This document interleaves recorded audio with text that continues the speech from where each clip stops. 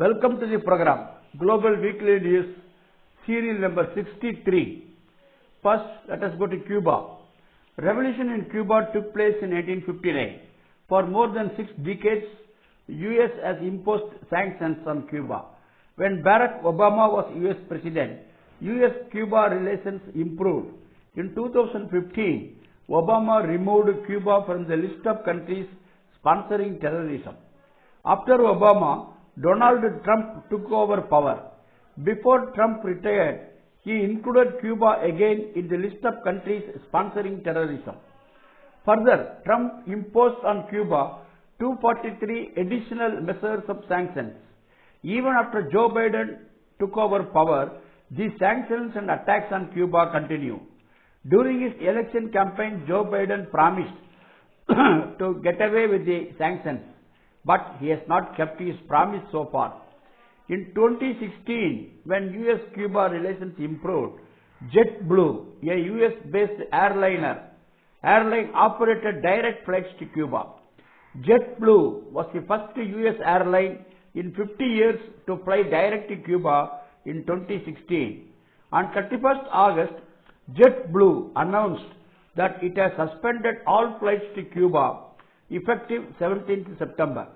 American Airlines, United Airlines, Southwest and Delta will still provide direct flights to Cuba from the US. However, United will cut its direct flights in October. United States customers are finding it very difficult to enter Cuba due to many US restrictions.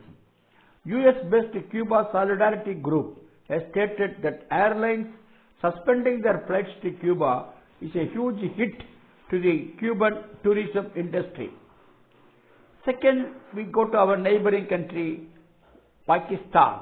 Let us see what is happening there.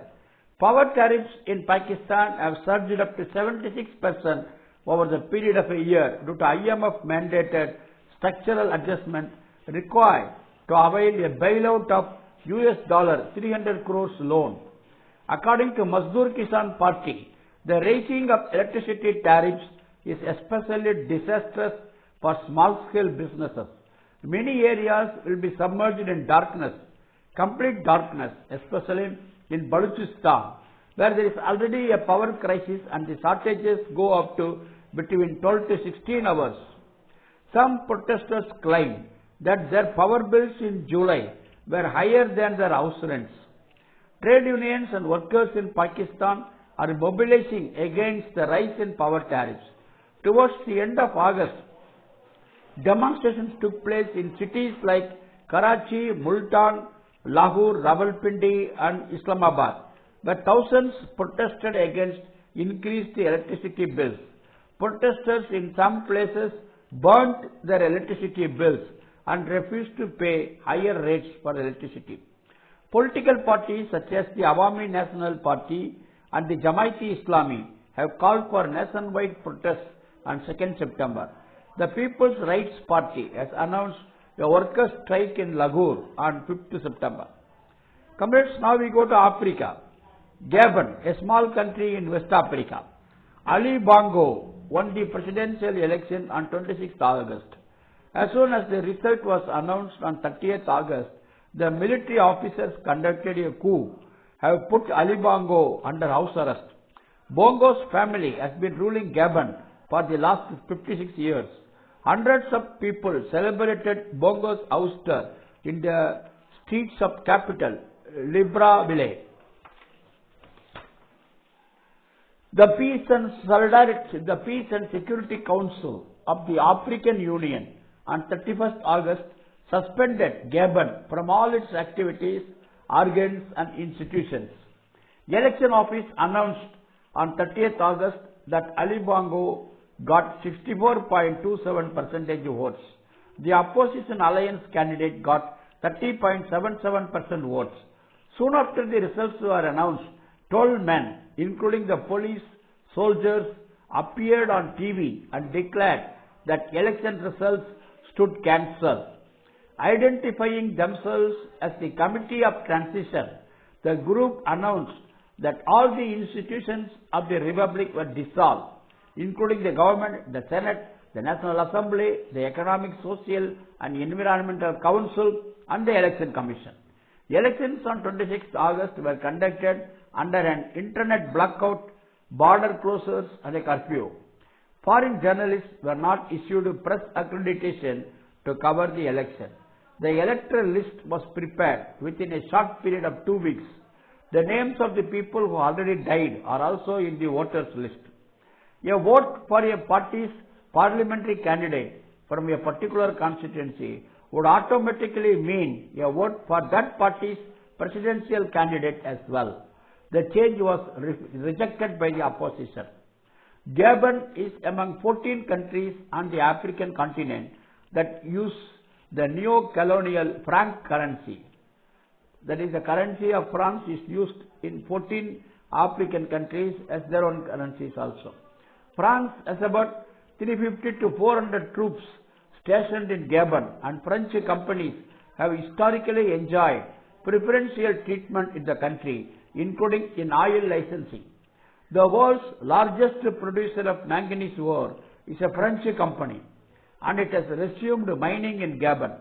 Even though the Bongo family has amassed vast personal fortunes, Gabon's substantial oil wealth has not translated into an improvement in the living conditions of a large part of the country's population.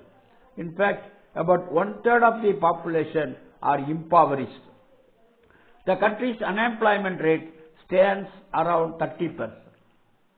Comments, now we go to see important developments regarding Dilemmas of Humanity Conference in Chile. Over 230 representatives of social movements, trade unions and left parties from 23 countries in Latin America and the Caribbean are taking part in the regional Dilemmas of Humanity Conference in Santiago of Chile on September 2 to 4. The conference opened with a call for socialist solutions to the threats posed by neoliberalism and imperialism to the people of the region. Peruvian political scientist Monica declared at the opening panel that today the countries of the South do not have to submit to the dynamics of the world economy organized by the North. At this moment, the emerging powers and countries are in a position to modify the world economy and geopolitical power relations.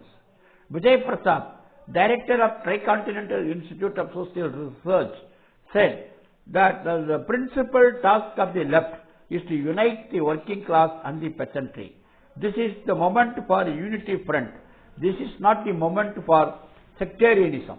20 years ago, United States conducted an illegal war against Iraq. Millions of people's lives were destroyed. 15 lakh people died after that invasion. 5 lakh children died prior to the war due to US sanctions on Iraq. That is the real monster. We want to fight against these monsters. We can't do it alone. Tactical alliance, strategic alliances are needed. These monsters are a product of neoliberalism. We have to overcome both the monsters and neoliberalism. The debate on the position of Latin America and the Caribbean as a platform for discussion and consensus on the urgent strategies to overcome the civilizational crisis and to build socialism as our emancipatory horizon. Recent BRICS summit was met with significant skepticism from US and the European Union. They were skeptic about it, which continues their campaign of aggression and encirclement against Russia and China and all those who work with them. The region is facing many attempts to undermine democratic processes and constitutional principles. The ongoing lawfare campaign against Guatemala's first progressive president, Albert Bernardo Arevalo, president-elect. The ongoing lawfare campaign against Guatemala's first progressive president-elect, Bernardo Arevalo. The political violence in Ecuador in the context of deep instability and snap elections. The continued struggle against the coup in Peru, strengthening of CELAC, Community of Latin American and the Caribbean countries, and the rise of the far right in Argentina are some of the elements that shape the Latin American and Caribbean region today. Argentina activist Marina Gardelli said that their restricted democracies have only advanced when there was people's organization. The regional conference is also taking place as part of the commemoration of the 50th anniversary of the coup against Salvador Allende. The rightist forces tried to create the impression that Allende was overthrown because his was a bad government. But in reality, Allende government was the best government Chile had. In Latin America, there were more than 56 coups in less than 30 years. 56 coups in less than 30 years. That is overthrowing the existing rule.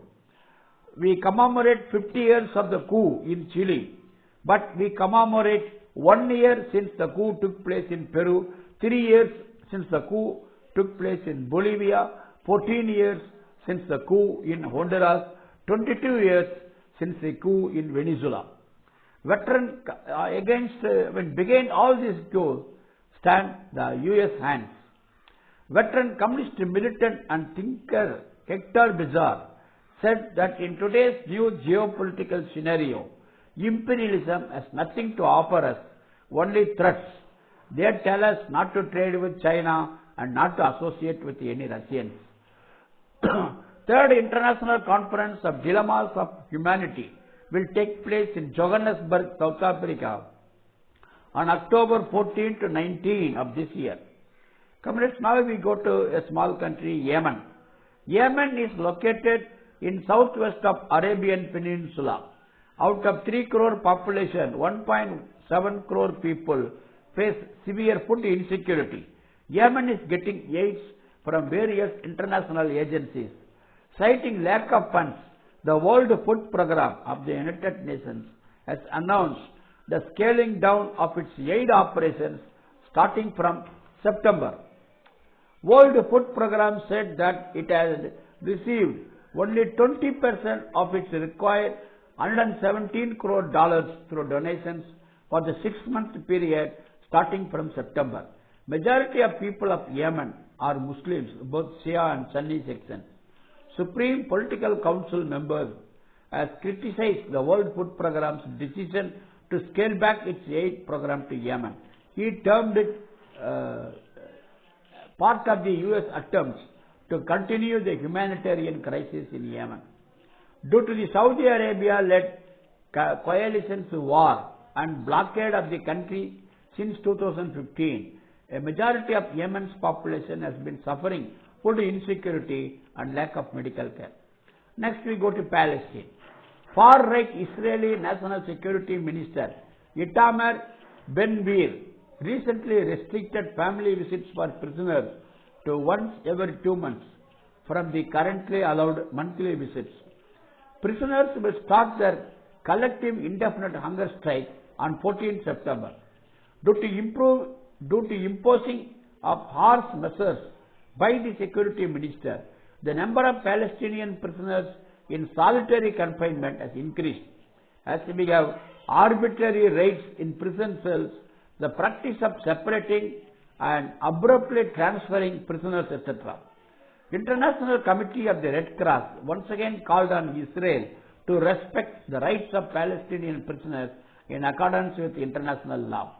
Lastly, we go to see the Dilemmas of Humanity Conference in the United States of America. 300 working class leaders, activists, revolutionaries converged in Atlanta of USA on 2nd September in the Regional Conference on Dilemmas of Humanity.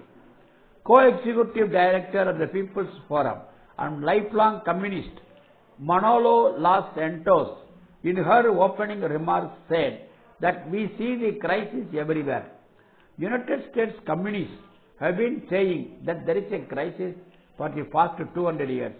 But now we have even experts of the World Economic Forum saying the world is in crisis. If the world is in crisis, the working class is certainly feeling the burden of it. Workers in US are no exception. Studies show that a majority of the working class in USA cannot cover basic living expenses each week. Real wages have stagnated since the early 1970s, only growing by 17.5% despite worker productivity rising threefold at 61.8%.